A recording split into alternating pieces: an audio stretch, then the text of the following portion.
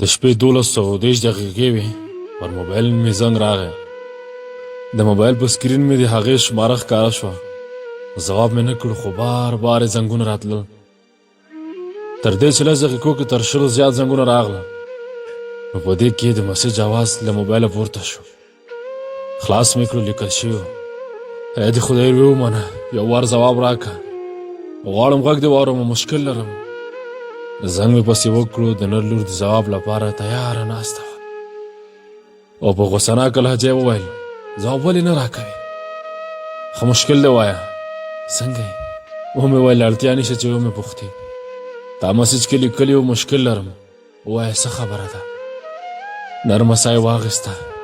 ای د خدای روی ومنه، لږ سم را سره وغږېږه، د دې نور سم نشم غږېدلی، اصل موضوع ته راشه، څه مشکل لري؟ دا دې څه شروع کړي؟ خپل ژوند دې په لوی لاس تباه کوې.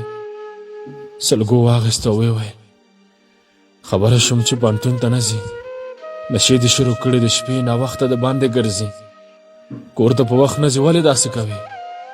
خبرې مې ورپرې کړې. دا پوښتنه خو باید زه له تا وکړم، تا ولې را سره داسې وکړل؟ ولې د زما زړه او ژوند سره لوبې وکړې؟ ولې دې بېنوا کړم؟ ولې زما ژوند ته راتلې؟ په ژړا شو وویلې: د خدای لپاره بس کړه، ما هېڅ نشي کولی.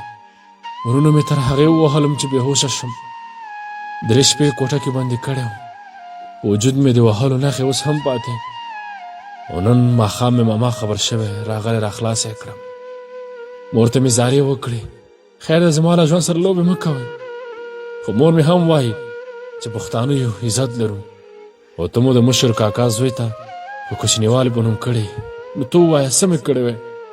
زه د پښتون لور یم، د غوا مثال لرم، چېرته او کوم ځای کې مې چې خرڅوي هېڅ نشم کولی. تر ډېره یې وژړل، زه غلی وم او ویې ویل: داسې مه کوه، ځواني دې مه بربادوه، ژوند دې جوړ کړه، درس دې خلاص کړه او ښه کورنۍ جوړه کړه. زه چېرته او ژوند چېرته؟ زه په هغه ورځ ژوندی مړ شوی وم چې ستا د کوژدې غږ را باندې وشو. او دا اوس خو چې زه د ځان لپاره نه بلکې د مور لپاره یو ذره خفګان مې نه پرې پرزو کېږي. ګنې ما ستا د کوژدې پر ورځ خودکشي کوله. په ژړا یې وویل: نور نشم غږېدلی، څوک راغلل؟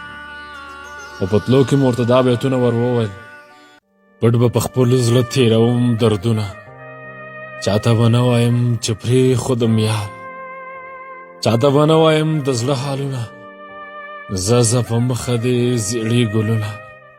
پټ به په خپل زړه تېروم دردونه، چاته به نه وایم چې پرېښودم یار، چاته به نه وایم د زړه حالونه، زه په مخه دې زیړې ګلونه، زه په مخه دې